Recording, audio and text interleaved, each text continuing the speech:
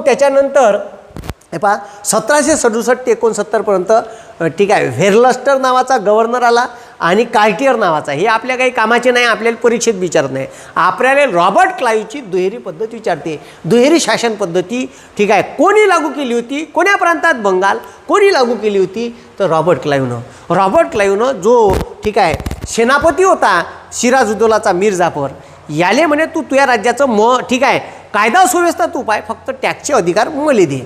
हे जे भोपाले यानं चालू केले आहे, इंग्रज बरोबर गेम प्लॅनिंग करून यानं बरोबर इथं भारतात राज्य केलं भाऊ. मग आता त्याच्यानंतर आला वॉरन हेस्टिंग. हे वॉरन हेस्टिंगनं दुहेरी व्यवस्थेत प्रचंड भ्रष्टाचार झाला होता. ह्या भ्रष्टाचारात आता त्यावेळेस ठीक आहे ईस्ट इंडिया कंपनीचे सोय चले. ईस्ट इंडिया कंपनीनं आपला गव्हर्नर बसवला बंगालवर आणि त्यानं ठीक आहे बक्सारच्या युद्धात, प्लासीच्या युद्धात ठीक आहे पाया आपला रोवला आणि पाया पक्का केला बक्सारच्या युद्धात. बक्सारचं युद्ध शौर्यानं जिंकलं. 3 सेनापती होते ठीक आहे, एक होता मीर कासिम ठीक आहे, दुसरा होता सुजाउद्दौला आणि एक होता शाह आलम. तिघाच्या विरोधात इंग्रजांनी युद्ध जिंकलं. मग इंग्रजायचं लय डेरिंग वाटलं, पण इंग्रजायपाशी तेवढी प्रशासकीय व्यवस्था नव्हती. एवढ्या मोठ्या राज्यावर एकाच वेळेस ठीक आहे ते कंट्रोल ठेवू शकत. तर त्यानं काय केलं, पैशाचे अधिकार आपल्याला दिले आणि बाकी ठीक आहे फुकटे अधिकार राजाला देऊन दिले. मग त्या दुहेरी शासन व्यवस्थेत प्रचंड भ्रष्टाचार झालं असं ईस्ट इंडिया कंपनीच्या लक्षात आलं. ईस्ट इंडिया कंपनीनं ठीक आहे ह्या जो होता ठीक आहे रॉबर्ट क्लाईव्हले वापस बोलवला आणि त्याच्यावर चौकशी नेमली. तुम्हाला सांगतो दुहेरी पद्धतीत भ्रष्टाचार झाला तर ठीक आहे याच्यावर भ्रष्टाचाराचे आरोप लागले, यानं फाशी घेऊन आत्महत्या केली. रॉबर्ट क्लाईव्हनं. मग वॉरन हेस्टिंग आला 1772 ते 1785. या वॉरन हेस्टिंगनं दुहेरी शासन व्यवस्था बंद केली, कारण याच्यात प्रचंड भ्रष्टाचार आणि अमाप लूट केली बंगालच्या लोकांची. हे पाय हवं तो वॉरन हेस्टिंग बापूसाहेब ठीक आहे. मग याच्याच काळात वॉरन हेस्टिंगच्या आपले विचारते परीक्षेत, वॉरन हेस्टिंगच्या काळात ईस्ट इंडिया कंपनी बमाड पैसे लुटले. हे इंग्लंडच्या महाराणीच्या आणि इंग्लंडच्या संसदेच्या लक्षात आलं का यानं बमाड पैसा ह्या चोट्ट्याने दाबला आहे. आपल्या हातात फक्त 40 ठीक आहे 40 लाख पाऊंड फक्त आपल्या म्हणजे ठीक आहे ते नैवेद्याचा घास आपल्याला देते आणि बंद ताट हेच गल्लुऱ्या खाऊन राहिले. हे इंग्लंडच्या संसदेत आलं. इंग्लंडच्या संसदेनं ईस्ट इंडिया कंपनीवर रेग्युलेशन ठेवासाठी रेग्युलेटिंग ॲक्ट, पहिला ॲक्ट आहे इंग्रजायनं ईस्ट इंडिया कंपनी जे भारतात व्यापार करासाठी आली हे तर इथं राज्यही करून राहिली आणि इथून पैसा बी नेऊन राहिली, बमाड पैसा नेऊन राहिली. हे लक्षात आल्यावर ठीक आहे इंग्रजायनं आपल्या संसदेत रेग्युलेटिंग ॲक्ट 1773 पारित केला. आणि या रेग्युलेटिंग ॲक्टनुसार ठीक आहे बंगालच्या गव्हर्नरले ठीक आहे मुंबई, मद्रास आणि बंगाल प्रांताचे ठीक आहे निर्णायक अधिकार प्राप्त झाले. आणि मग त्याले लक्ष द्या, मग त्याले म्हणण्यात येऊ लागलं बंगालचा गव्हर्नर जनरल. आणि त्याच्यात ठीक आहे ओरिसा प्रांत आलं, अवध प्रांत आलं, तिथपर्यंत सत्ता चालली गेली दिल्लीच्या जवळपास ठीक आहे. मग आता तुम्ही विचार करा रेग्युलेटिंग ॲक्ट 1773 नुसार मुंबई, मद्रास आणि बंगाल एवढ्या प्रांतावर ठीक आहे बंगालच्या गव्हर्नरची सत्ता प्राप्त झाल्यावर त्याला बंगालचा गव्हर्नरच्या जागी मग त्याला निर्णायक अधिकार देऊन बंगालचा गव्हर्नर जनरल म्हणण्यात आलं. म्हणून वॉरन हेस्टिंग हा बंगालचा शेवटचा गव्हर्नर आणि पहिला गव्हर्नर जनरल, बंगालचा पहिला गव्हर्नर जनरल आणि बंगालचा शेवटचा गव्हर्नर ठीक आहे. पहिला गव्हर्नर कोण तर रॉबर्ट क्लाईव्ह, ज्यानं दुहेरी पद्धत लागू केली. सालसाबाईचा तह केला. मराठ्यासोबत युद्ध झालं, इंग्रज मराठा 1782चं युद्ध. ठाणे साष्टी हे ठिकाणं ठीक आहे या तहा अंतर्गत मराठ्याला परत केली ठीक आहे.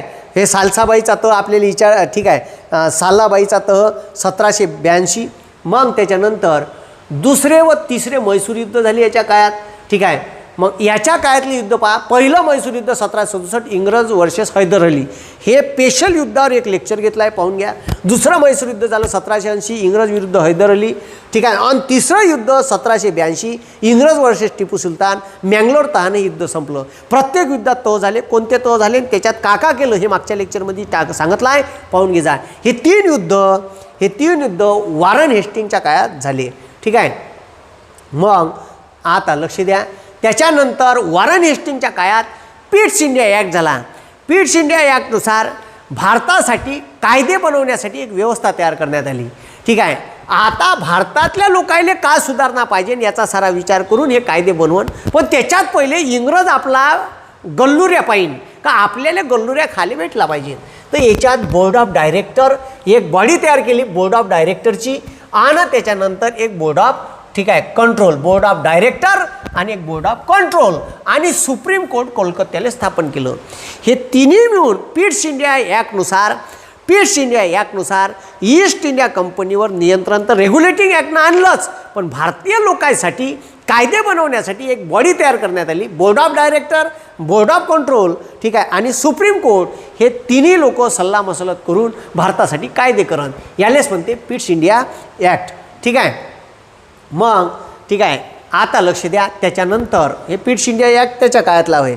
कोणाच्या काळात? ठीक आहे, वॉरन हेस्टिंग. मग आला लॉर्ड कॉर्नवॉलिस. ह्या चोट्ट्यानं लावली कायमधारा पद्धत.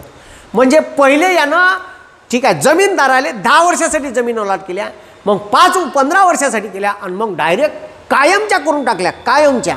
कायम तुमच्या नावानं जमीन. मग आता लक्ष द्या, ह्या दोन व्या होता 1786 ते 1793, आणि मग 1805 हा दुसऱ्यांदा ह्या बंगालचा गव्हर्नर जनरल झाला. मग यानं कायमधारा पद्धतीचा जनक म्हणते 1793 यानं बंगाल प्रांतात कायमधारा पद्धत लागू केली. मग कायमच्या जमीन देऊन द्यायच्या. भारतात इंडियन सिव्हिल सर्व्हिसेस ॲक्ट पारित केला, आणि ठीक आहे भारतात ICSची परीक्षा सुरू केली.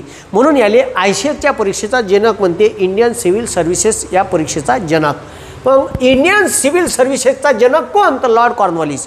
लॉर्ड कॉर्नवॉलिस हा पहिला माणूस आहे ज्यानं ICSची परीक्षा भारतीय लोकांसाठी सुरू केली.